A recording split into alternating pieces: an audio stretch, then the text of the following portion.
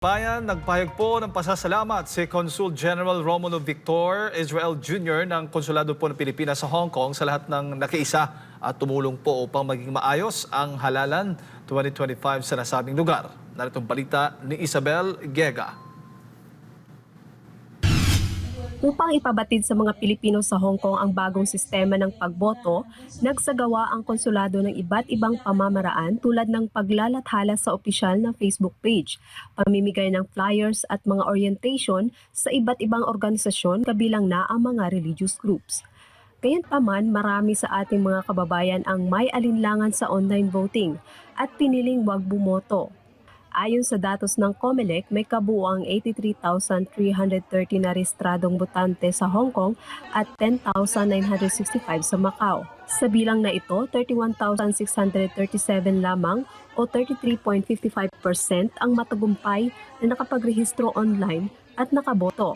Umabot sa 32 election returns ang naimprinta at naipadala sa Board of Canvassers. Nakagawa rin ang SBOC ng 29 kopya ng Certificates of Canvassing na nilagdaan ng mga miyembro ng City Board of Canvassers sa pangunguna ni Consul General Romulo Victor M. Israel Jr.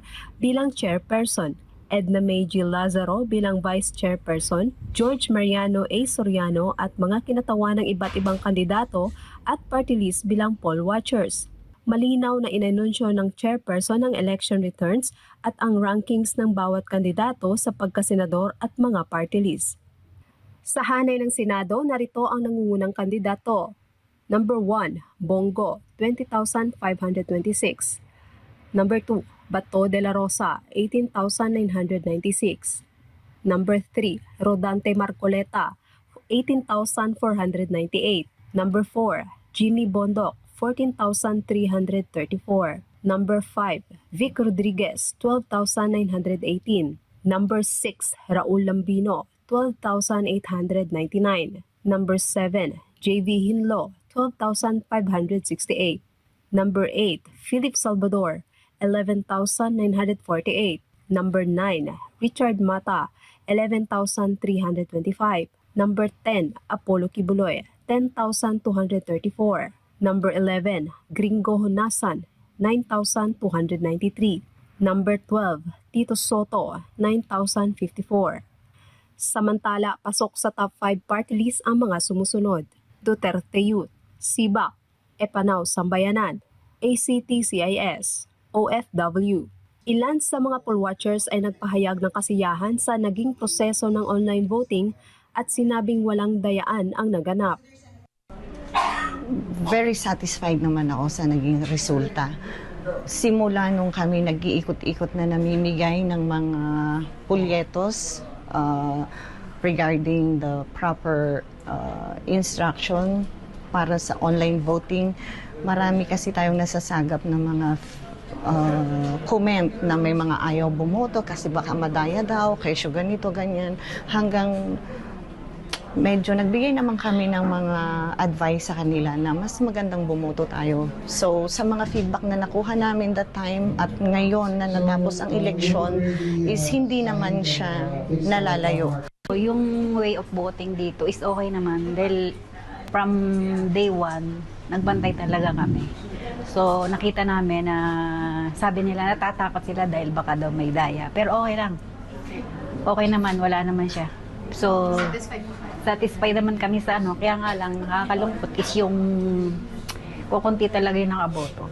Samantala, patuloy ang panawagan ni Consul General Romulo Victor M. Israel Jr. sa ating mga kababayan na magparehistro online at bumoto sa susunod na halalan. Aniya, handa ang konsulado na maglingkod para sa anumang pangangailangan ng mga Pilipino sa Hong Kong. Every election cycle, sumusunod na po yung registration naman. Ano?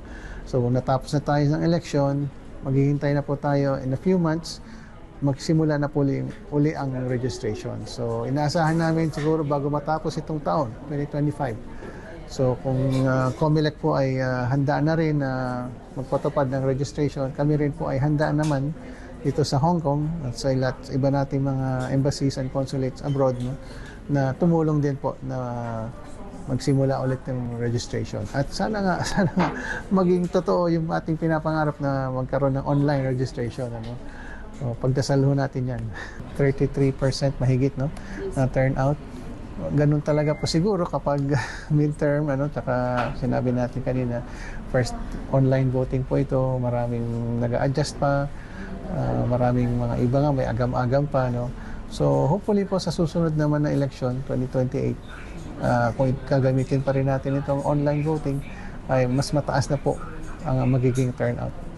Matatandaang sinimula ng Konsulado ng Pilipinas sa Hong Kong ang online voting noong Pebrero. Ako si Isabel Hiaga, ang iyong Global Citizen Correspondent. Para sa Diyos at sa Pilipinas kong mahal.